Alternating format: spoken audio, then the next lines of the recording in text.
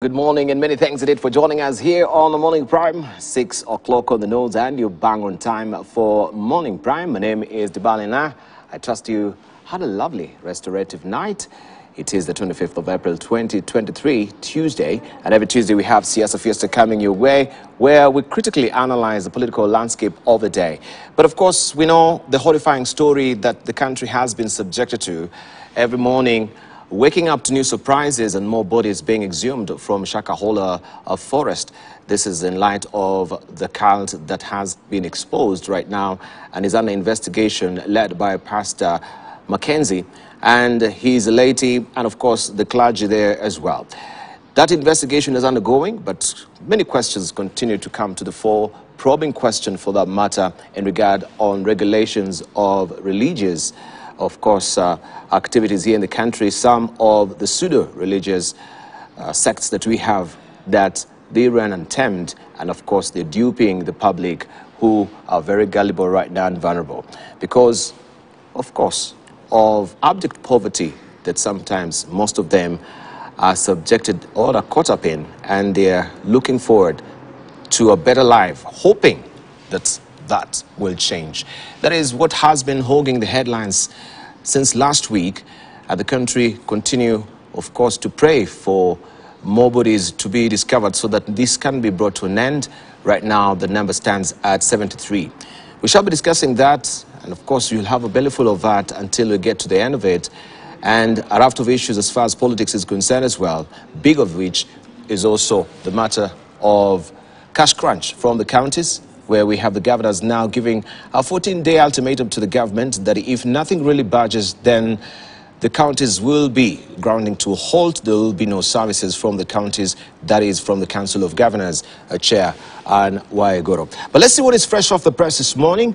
Just to, of course, inform you what is headlining today, our dailies. We begin with the bold paper, and it is all about the cult massacre that is on the front page of the Standard today. Questions abound after more than 70 bodies of cult victims were dug up in graves on land said to belong to Pastor Paul Mackenzie. Is there a recruiting agency? Why didn't the intelligence community smell a rat in spite of too many telltale signs? Did local police look the other way as gullible faithful were lured to their deaths? Is it time to regulate religious activities? This is the story that you want to follow on page 3, 4, 5, and 6 of the Standard today. This president also spoke yesterday in this regard, and he said, quote unquote, what we are seeing in Shakahola is akin to a terrorist. Mackenzie is a terrible terrorist. I have instructed the agencies responsible to get to the bottom of the activities of people who want to use religion to advance weird and unacceptable ideologies. Also, we have Kithure Kindiki, who is Interior CS, saying, the horrendous blight on our conscience must lead not only to the most severe punishment of the perpetrator of the atrocity, but tighter regulation of every church, mosque, temple, or synagogue going forward. And you can see an insert there as bodies continue to be exhumed from the Shakahola forest. Detectives here record the bodies exhumed from different graves in the farm of Paul Mackenzie, an alleged cult leader in Malindi County yesterday. Also, we shall be having on the program the Deputy Majority Leader in the National Assembly, Owen Baya, who is also a Member of Parliament from Clifton North, also to just shed some light on this. This has been ongoing for quite a while, it seems, since 2003. This particular church or the sect has been in the government's eye and scrutiny. Questions regarding the teachings, flagging off also some very contentious teaching that had the TV station brought down at some point, but we saw the resumption of it or it coming back on air, and people continue to also just drink up and drink more of the teachings of Paul Mackenzie. And by the way, also, some of the teachings are still on YouTube as we speak right now. Governors to Ruto, pay in 14 days or we close down. This is what the Council of Governors are now declaring. Russians mercenaries in Sudan We're talking about the Wagner or the Wagner, however you want to call it. And Financial Standard comes in handy for you every Tuesday. End of funding bonanza hits local startups hard. You can read all about it inside the Standard today. The Cult massacre is a splash. Also, we follow the story on the front page of the Daily Nation. Shakahola horror, deaths jump to 73 as it stands right now. Massacre, only DNA test will reveal the identity of victims, say Inspector General Kobe, because some of the bodies also, they adversely rotten right now. Doomsday cult. Police exhumed another 26 bodies from multiple graves in Pastor Paul Mackenzie's Shakahola village farm in Kilifi yesterday, taking the toll to 65, with 8 other church members who had been rescued succumbing in hospital. But the search for bodies is not yet over. Amid reports, controversial pastor had warned of consequences. You have the story on page 2, 3, 4, and 5 of the Daily Nation this morning. And you can see the bodies continue to be dug up. Some of the 26 bodies that were exhumed yesterday from multiple graves at Shakahola village in Kilifi County.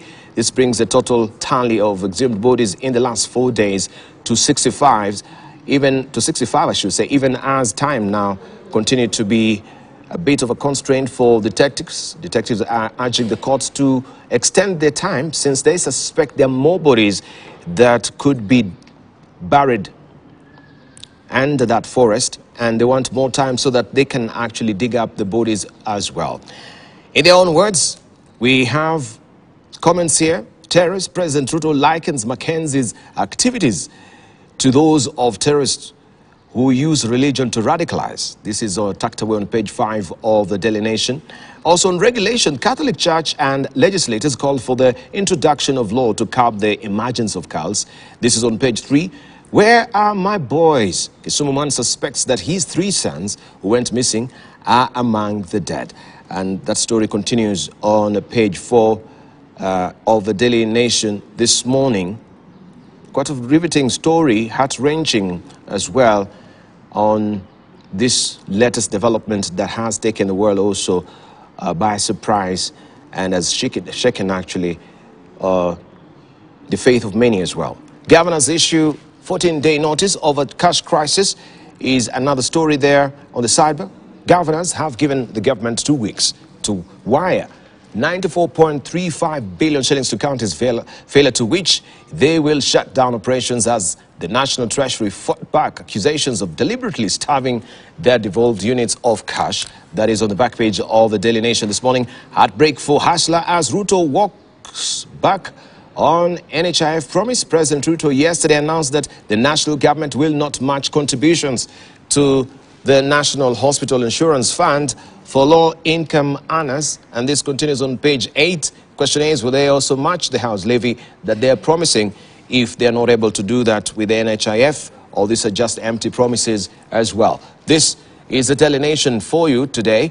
Let's see what the People Daily is holding for us today or this morning. The man who preached death, from taxi driver to cult leader, Paul Mackenzie, a father of 17, has had a checkered personal history. And now, 47 bodies have been dug up in his private property in one of Kenya's most macabre sagas.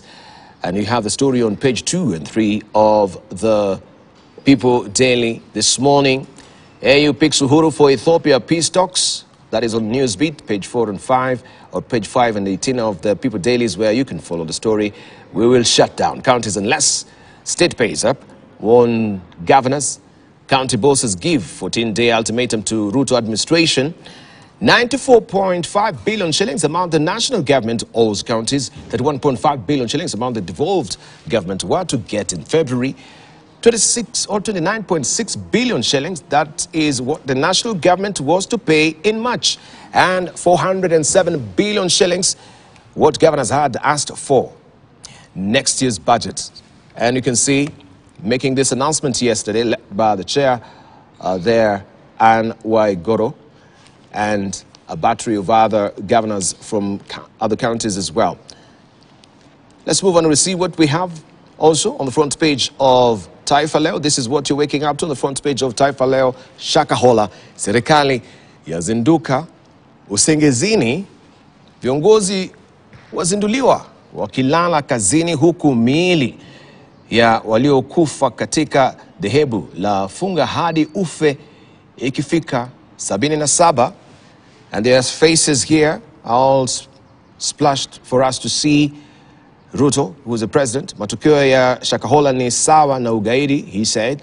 We have also the governor of Kilifi, Mungaro, who says idara ya usalama ichukue hatua kali dhidi ya wahusika. Kidiki Kithure, who is a CS Interior, says kuelekea mbele tutahitaji sheria kali zaidi kudhibitisha mabadi. And we have also the Speaker of the National Assembly, Wetangula, saying Paul Mackenzie na washirika wake wote lazima waadhibiwe. DPP Haji, tunapanga kumfungulia Mackenzie shtaka la ugaidi.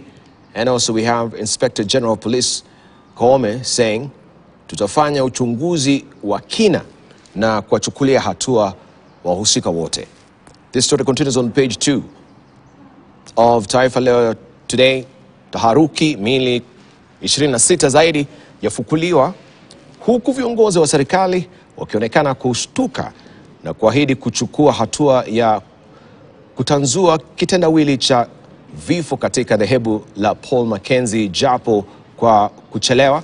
And this story continues on page 2 of Taifa Leo this morning. Looking on the teaser on top here, magavana watisha kugoma and mapato. Ruto na Raila walaumiana. Kenya Kwanza wasema mrengo wa Azimio hauna nia njema kuhusu mazungumzo. That is Taifa Leo. Business Daily. But before I go to Business Daily, let's see what we have on the front page of the Star. How Mackenzie won hearts of villagers. How Mackenzie won hearts of villagers is the splash here. And you can read all about it inside the Star this morning. We buckle down to Business Daily, where debt payments surpass state running expenses. Debt payments surpass public debt repayment. That is a story that you want to follow. Inside the Business Daily today, public debt repayments nearly triple in 6 years. Loan expenses overtake recurrent cost for first time. There's a story there by Constant Munda. Just read an excerpt of it. It says debt repayment for the first 9 years, or 9 months, I should say, of the current financial year overtook the national government's recurrent spending on items like civil servant salaries for the first time, underlying the burden of mounting state borrowing. Kenya spent 815.35 billion shillings on debt repayment between July 2022 and March, up from 740.69 billion shillings in the same period a year earlier. And you can see a tabulation there, or an illustration since July, the July-March budget performance. Debt service beat recurrent expenditure for the first 3 quarters of the financial year 2022-2023. Recurrent expenditure there, of course, being overtaken by the debt service. And development, you can see where development expenditure is right now. We will not see any new developments because now debt servicing is the priority of the government. This is how it looks. You can follow the story on page 2 of the Business Daily. Treasury also is seeking to tax crypto exchanges serving over 4 million Kenyans. Just to get an understanding, it says Kenya will start taxing cryptocurrency exchanges for commissions they receive from the over 4 million people dealing in digital currencies in the country if fresh regulations are adopted. The new regulations guiding the payment of the digital service tax require platforms that facilitate the buying and selling of cryptocurrencies and other digital assets to pay a 1.5% duty. All that is tucked away also inside the Business Daily. You can follow that on page 2 of the Business Daily this morning. Let's see what we have on the ticker. CMC loses Ford dealership to Salvador Saitano, motor vehicle dealer CMC mission farm, whose funds were frozen last year over claims of card fraud syndicate. And CMA wants restricted rates set at 10,000 shillings apiece. The Capital Markets Authority has proposed to lower the minimum investment amount that professional investors can put in restricted real estate investment trust from 5 million shillings per person to 10 million shillings in bid to spur interest in the investment vehicle. This is the Business Daily, and also you want to read, I should say, about CSR, whether voluntary or compulsory is not the silver bullet, it says here, to improve social performance. It's all about environment, social governance, and you can read all about it inside the Intelligence and Opinion there by Frederick Ogola inside the Business Daily. This is our looks this morning. Right, we saw the Star. Let's just move on to Uganda and we see what we're waking up to on the front page of the Daily Monitor. Congolese police take over Ugandan village. Back to the roots. The Congolese officers are backing their nationals who have crossed into Uganda and now laying claim to 3 villages in the frontier town of Padea, West Nile sub-region, setting the stage for a possible diplomatic incident. That is what we have on the front page of the Daily Monitor this morning. Congolese police take over Ugandan villages. Read all about this. That is bound to unravel some diplomatic teeth there. And also over 900 schools in Kampala don't have licenses. You can read all about that inside the Daily Monitor. Questions as last suspect in Kirumira killing cleared, and the Kenya cult death toll rises to 73. Also, this is a riveting story there on the front page of the Daily Monitor if you're waking up in Uganda. In Rwanda, this is what we're waking up to. Private sector trade unions upbeat about new tax reforms. Tax reforms will boost income of workers and encourage more investments. This is a story you want to follow on the front page of the Daily Monitor. And microsurgery in Rwanda could lower amputation cases. This is a plastic surgeon saying this. And we can see medical experts during a microsurgery procedure at University Teaching Hospital of Kigali. The procedure is still new in Rwanda, but training is underway to equip local doctors with the skills in the domain. The story continues on page 4 of the New Times. Also, Kigali traders fined for hiking food prices. Kigali traders fined for hiking food price.